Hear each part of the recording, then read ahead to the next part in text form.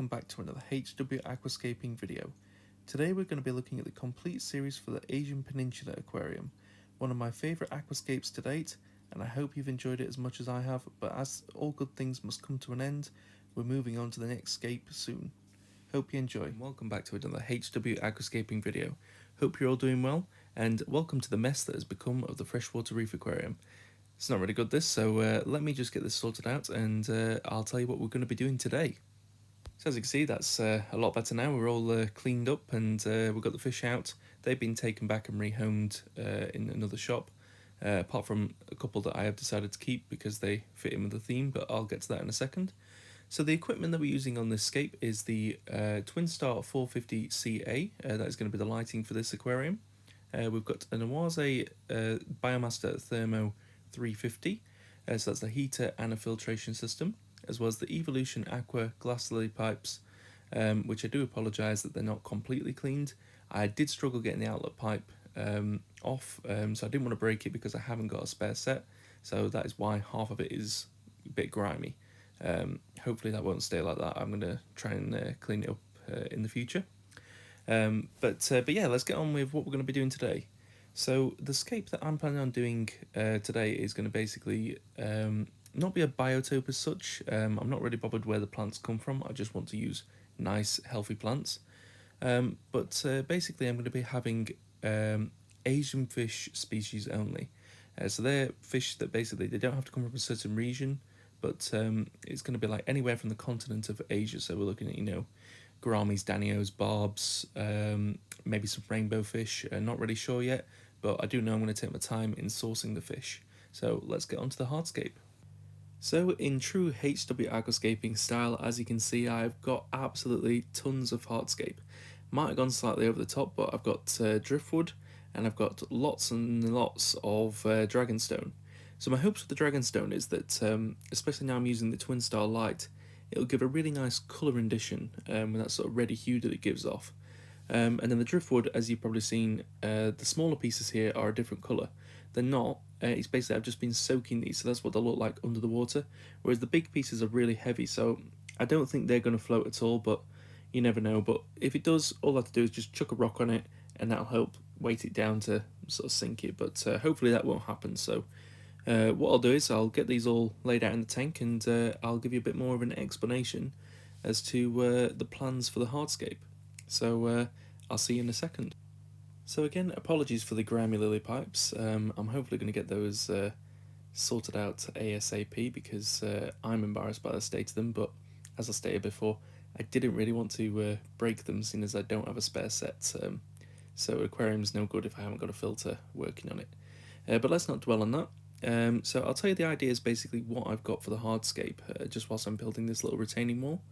So working from the back left corner, I'm going to sort of create a Dragon Rock Peninsula, and that's going to sort of work not in a straight angle, but just a slight angle towards the front right corner. And then I'm basically going to pile bogwood on top of that, and then they're going to have these sort of like driftwood sort of shardy spikes sort of coming out the top to sort of just create a really nice height in the aquarium. And then that's going to have, like, you know, epiphyte plants all planted over it.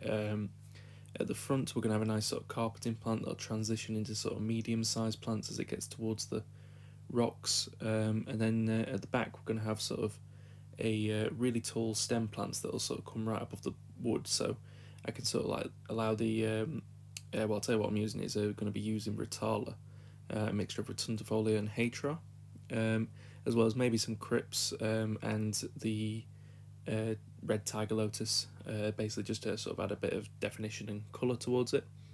But yeah, hopefully that'll look really nice when that's sort of grown in, because it'll sort of just peak above the wood, but as it gets closer to the light it'll go this really nice mixtures of deep purples and light pinks, which I think will be great as I sort of like mix them together. So as you can see right now, what I'm doing is rather poorly, but there's some rather large gaps just forming in the sort of retaining wall that I'm just building. So just putting a bit of filter floss in there, because sort of what I'm trying to do a bit differently is rather than the scape that I did in the freshwater reef aquarium and the shrimp the shard is I only want a little bit of sand in this. So basically you can pop just a bit of filter floss and that'll sort your issue out in not allowing as much aqua soil to spill onto your sand. But I'll get to the rest of the hardscape and you can see what I've created.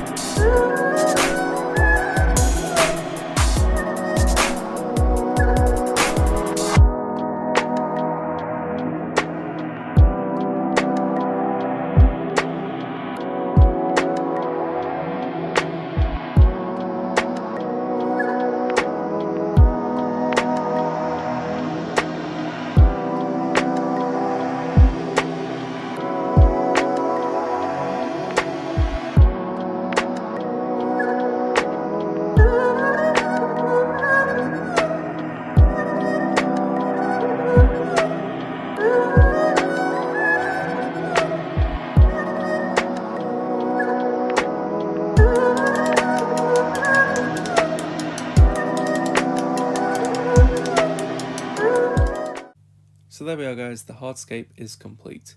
And I'm not going to toot my own horn or anything, but I'm actually really proud of this scape. You know, in terms of my aquascaping ability, I think this has really pushed my comfort zone. And yeah, you know, I've set out with a sort of a rough plan in mind, and I think that I've sort of achieved my end goal. Today is going to be the part 2 in the Asian Peninsula Aquarium, which will be looking at the planting side for the aquascape.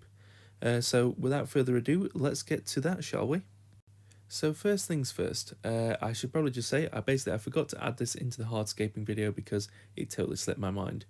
So what I've done is I've just added some detail pebbles in the sand sort of beachy foreground area, just to basically break up that contrast of the larger dragonstones with the sand. And this is basically using the Dennerle Rio Zingu gravel. Really nice sort of texturing. It's basically got big pebbles, small pebbles, all mixed into one. And I think once it's underwater, it creates a really nice, visually appealing aesthetic. So yeah, that's basically what I've just added in there. But on to the plants, shall we? So the plants that we are going to be using is some Helanthrium Tenellum Red as well as Tenellum Green, which I've had huge success with in the Dennerle Nano Cube. So I saw the red version, thought it was a mixed carpet that looked really nice. I've got some Hydrocotyle Tripartita, some Rotala Hatra, some Physidens Moss. I've also got some of the normal Rotala Rotundifolia. I've got some Blixa japonica, which I've never grown this before, so I'm looking forward to see how that turns out.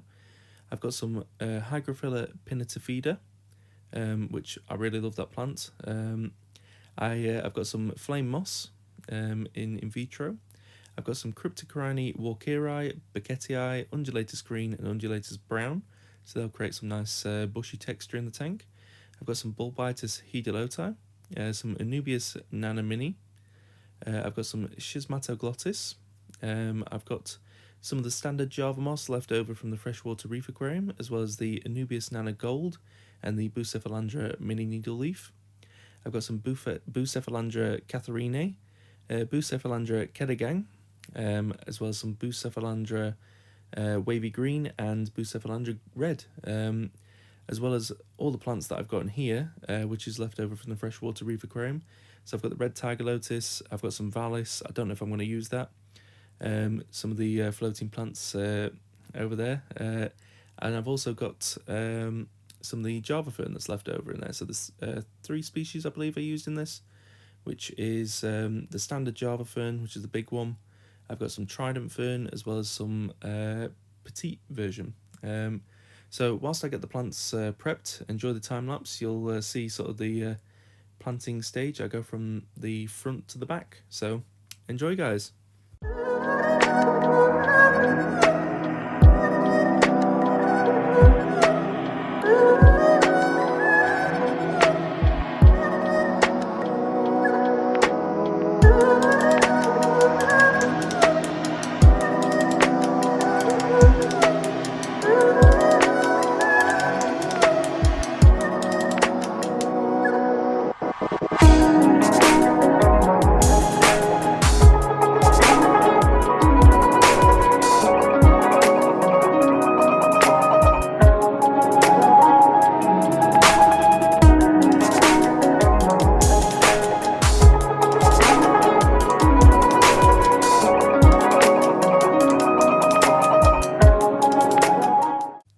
So just a quick one, this is the glue that I'm using to glue all the epiphyte plants onto the wood and the rocks.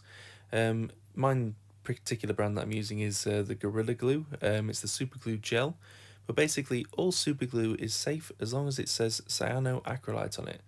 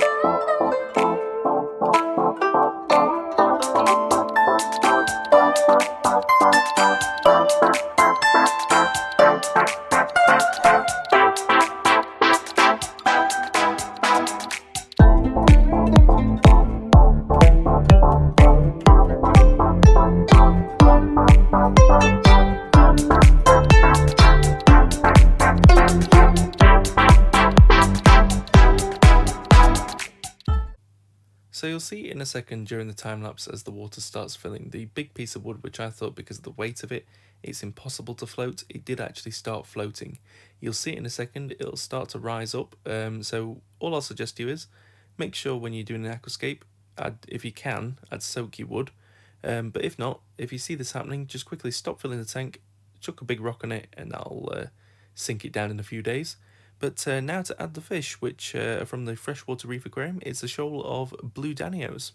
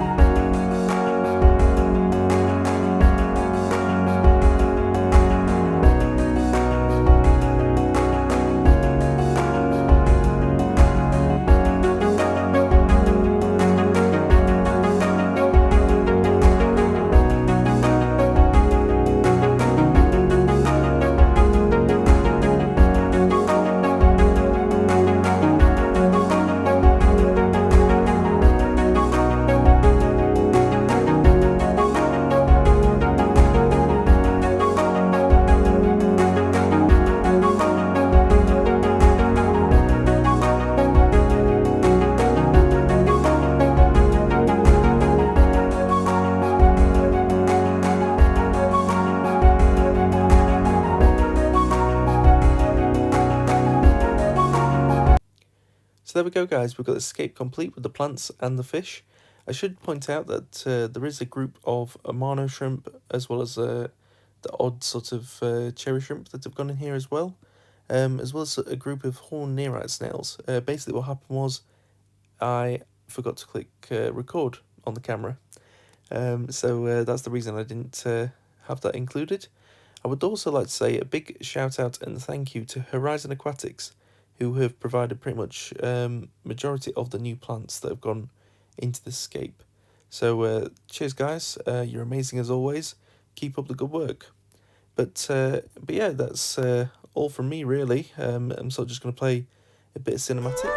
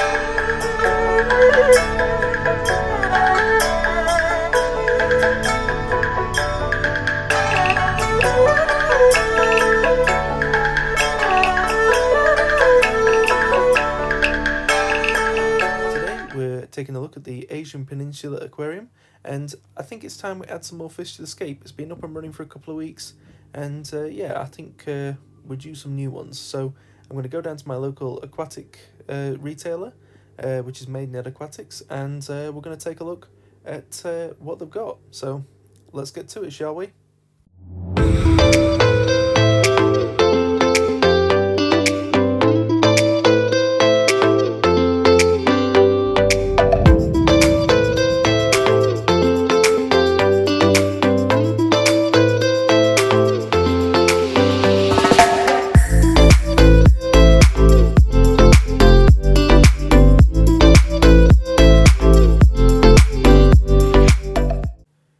So here we go, guys. Right off the bat, I've spied these pretty much first tank I came to. These are the 5-banded barbs. So the ones, they look a bit like tiger barbs, but they grow smaller and they're a lot more peaceful. So I think they'll make a really great addition. They're a bit skittish, but you know, hopefully when I get them in a planted tank, they'll be really nice. But I just love the colours. I love that sort of like green iridescence you get on the black stripe, the orangey hues. And obviously I've never kept them, so yeah, these are going to make a really great addition, I think. So yeah, I'll get some of these. And I've also spied these. I've never kept these either. These are Sulawesi snails, also known as rabbit snails, just because their faces look apparently a bit like a rabbit. So they're pretty cool. They're actually a live birthing snail apparently. So be interesting. Obviously, I'll not get many. I think I'll just get, you know, 2 or 3 of them. We'll see how we go. Right, guys, I've just got home and the tank lights have only just started to come on.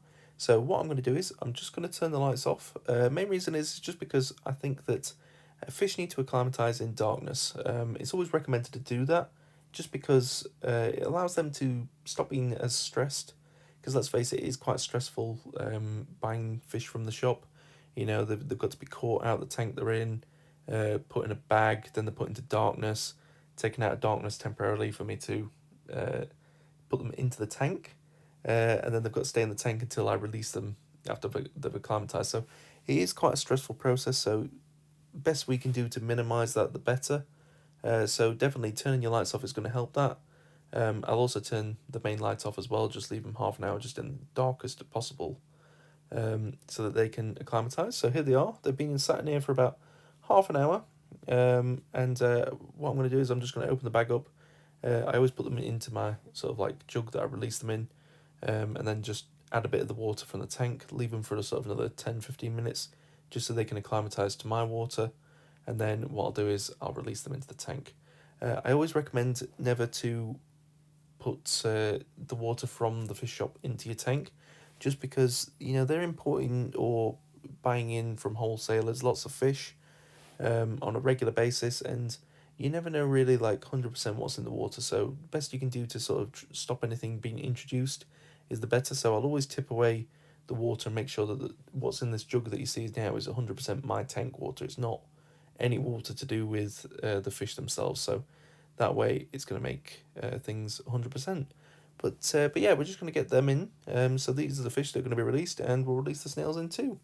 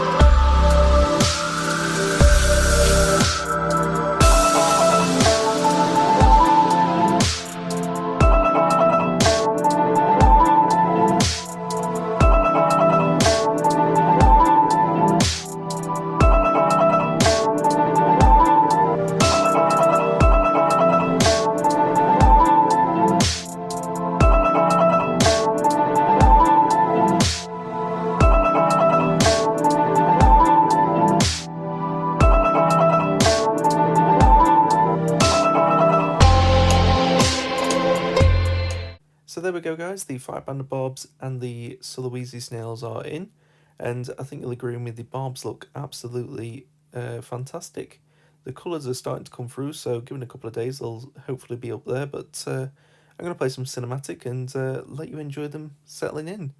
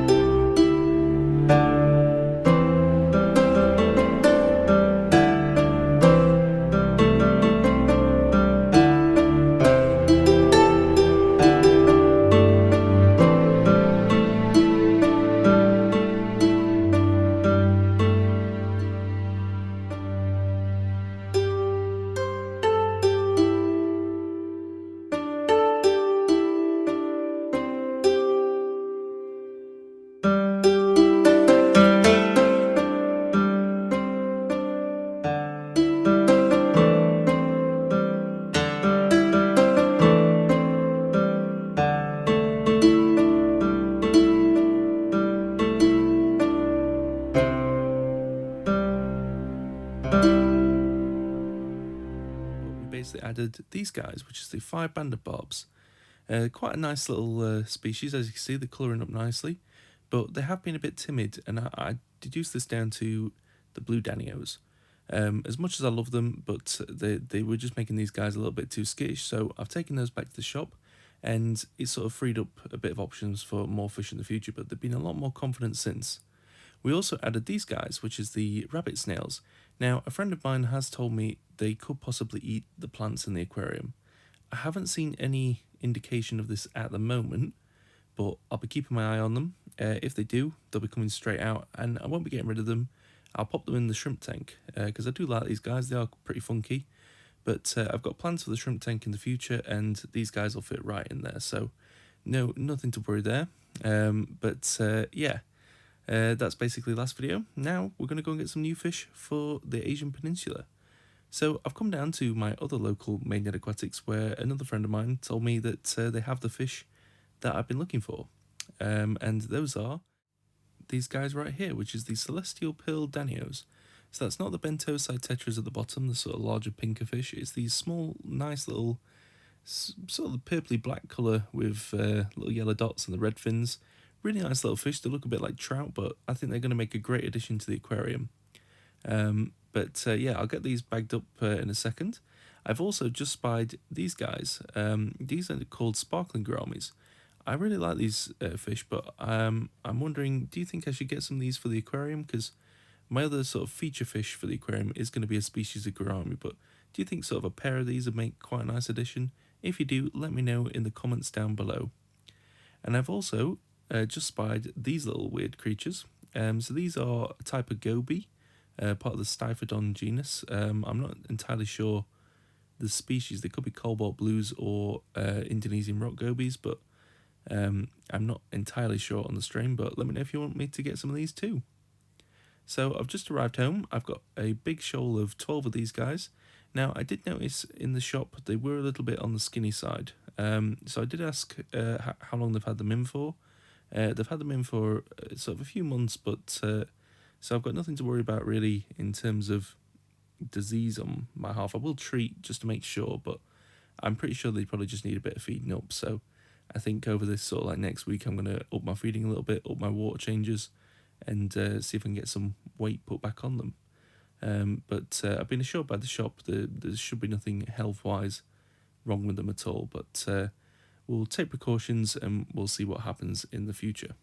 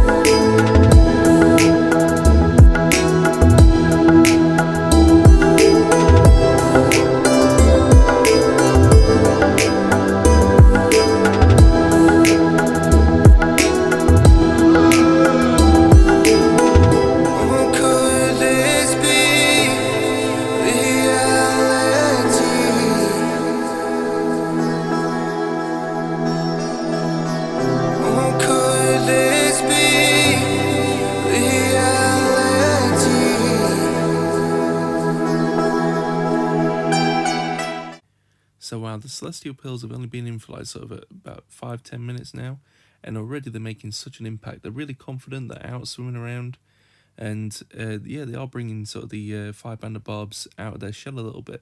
You can see them sort of coming out of the plants as we speak. You know, they're a bit wary of their new inhabitants, but yeah, they're looking great. I mean, they are just like mini trouts, these, and I absolutely love them. I mean, they only get about 2 centimeters large, so perfect sort of size for this kind of aquarium, for like having a decent shoal.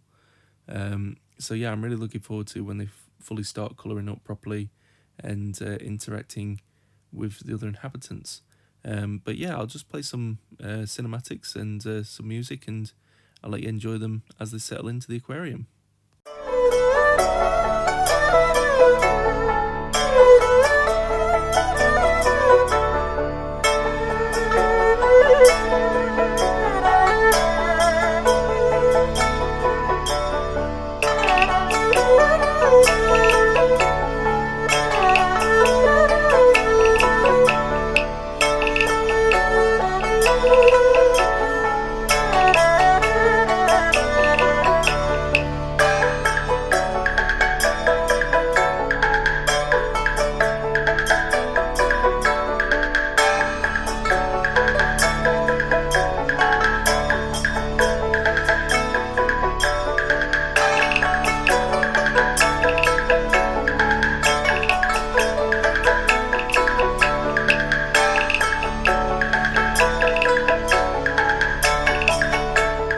At my local Maidenhead Aquatics because I hear that they've got a new fish that I've been dying to get for the Asian Peninsula Aquarium. So let's go and have a look if they've got the right ones that I'm after.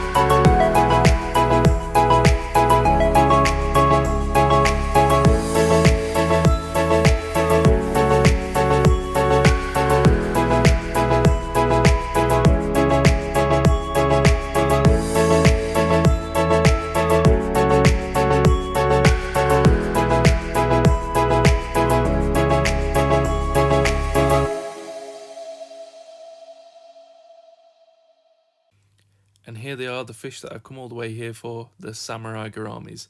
I've been after these fish for pretty much since I decided to do the Asian Peninsula Aquarium.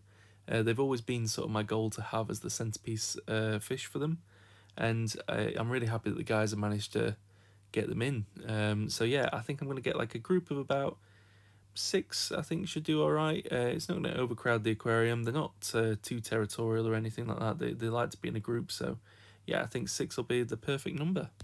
And there we are, I've got them bagged up here, as you can see. I've gone for the sort of biggish ones that I could find in there, because they're the ones that are most coloured up, so I think they'll make the best additions for the tank. But let's get them home and we'll see how they settle in. So there we are, I've just got back to the car. I belted the fish in, and yeah, I was just thinking, I wanted to know from you guys really, how do you transport your fish home when you go and buy something? Do you belt them in like I do, or do you put them in the boot, in the footwell, have your partner hold them? But yeah, let me know in the comments down below. So I've just got home with the fish, guys, and as you can see, the aquarium lights are on. So I think the most important thing that we need to do now, and I'd always recommend doing this if you're introducing new fish, is to turn the aquarium lights off. Basically, it just allows them to settle in a lot easier, because you've got to think these fish have travelled, you know, from a really well lit aquarium from the shop. They've been put into a bag, put into your brown bag, put into your carrier bag, carried to your car, driven home, and then they're carried from your car up to your aquarium. So yeah, it's quite, you know, can be quite stressful to them, moving environments, and yeah, I just think it allows them to settle in a lot easier. That's the main reason they put them in the brown bags in the first place, just to allow the fish to settle in a bit of darkness and not get stressed out. And hopefully give them about sort of half an hour to an hour just to float in, allow some of your aquarium water to mix in with the bag that they are, so the parameters don't swing too much, and then they'll be ready to go in. So the fish have been now in here for about half an hour, and my other top tip for ever adding new fish to your aquarium is, before you put them in, make sure that you put all the aquarium water that's in the bag, dispose of that and put them in some fresh. That's what I do with this. So in the jug here, this is all the water from my aquarium. Main reason is, and it's not, you know, any detriment to any shop in particular, it's just that you don't know what kind of pathogens are in the water, diseases, you know, they might not be present on the fish, but they could be in the water. So I just don't want anything to go into my tank and upset the balance. So I always think this is just a good thing to do, and I also recommend it to anybody really, that you should do the same. It doesn't take 2 seconds and it's not too stressful on the fish. So I think we should get them in now and let them settle into their new environment.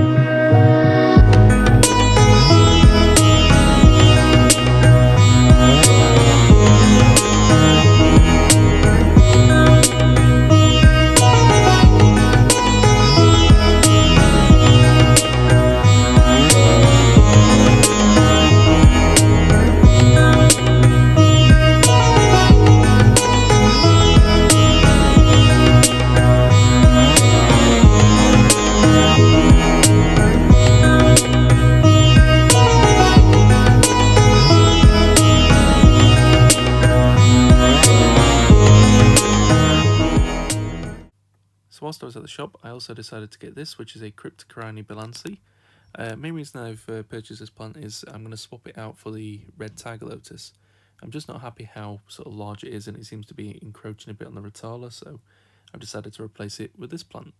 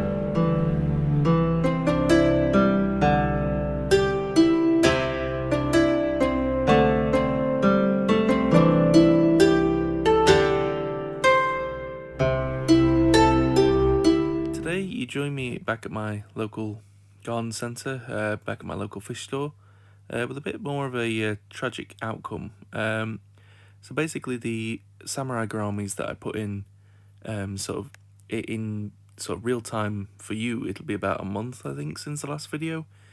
For me, I've had them about 3 months, but unfortunately over the last sort of week or so, they've dropped off sort of one by one, and I've got about 2 left now, and even then they're not looking that great. I've had them before and I had no problems with them, and granted I was using RO before, but now I'm using tap water, but the pH generally is about sort of similar in the Asian Peninsula Aquarium, so I didn't think there'd be any sort of problems with that. But anyway, I'm here to basically find an alternative replacement that might be a little bit more hardier. So let's go and take a look what the guys have got. And immediately these have taken my interest. Generally I was here to get some honey gouramis, but this male dwarf blue gourami that you see here immediately caught my eye. I mean, like, look at his colours compared to the rest of them. So yeah, I think I'm definitely going to have to get a pair of these.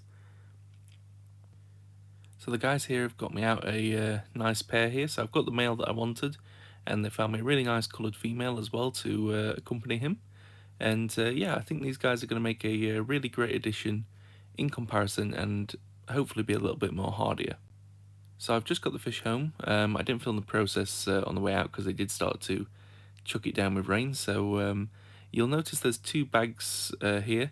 So I've got the pair of dwarf gouramis, as you can see in here. I'm going to get them put into the aquarium. I've turned the aquarium light off already. And the second bag is just filled with some Amano shrimp and some red onion nearite snails and some horned nearite snails as well. Just wanted some extra cleanup crew in the tank because the Amanos that I had before seem to have made a run for it, so I've only got a couple left, and I think I'm also going to have to take some water out of that tank because there's no way that's going to settle, so I'll do that now, and we'll get ready to release the fish into the aquarium once they've temperature acclimated. So here we are, the fish have been temperature acclimating for around about 30 minutes now, and I'm going to open the bags up and let some of my tank water into the bags with them, just to basically get them used to the parameters as I do with all my fish when I introduce them. It's really strange as well, like the cobalt blue gouramis that you see here, it's just a variant of dwarf gourami, but I've seen them many times, and this is the only time that I've seen them where I think like they've actually caught my eye, and like, I've seen the beauty that they actually are, so I'm really excited to see how they settle into the aquarium. And then this is sort of the bag of cleanup crew, as you can see. I've got various amounts of snails and shrimps in there, so hopefully they'll help me, because every now and again this aquarium has sort of suffered a bit with BBA as well as a bit of staghorn, but hopefully they'll be able to get on top of it for me. So here we are, the fish have been in here for another 10 minutes. They've been getting used to my water. I've disposed of all the bag water just because I don't like to introduce it to my aquarium, just in case it introduces any parasites or things that I don't want. But I think it's time to get them in the tank.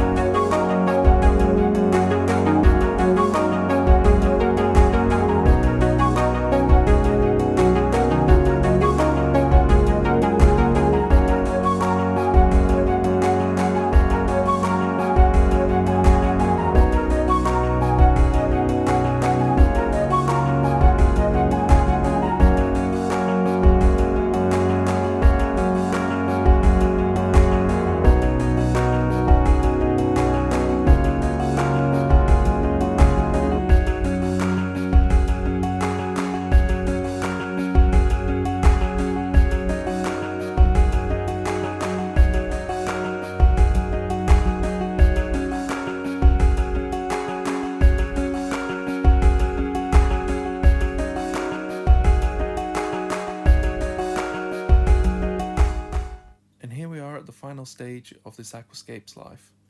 It's been up and running for just about, I think, a year and 2 months at the point of me sort of recording this. Yeah, it's been quite a special Aquascape to me. One of my best to date, in my opinion, and I hope in yours too.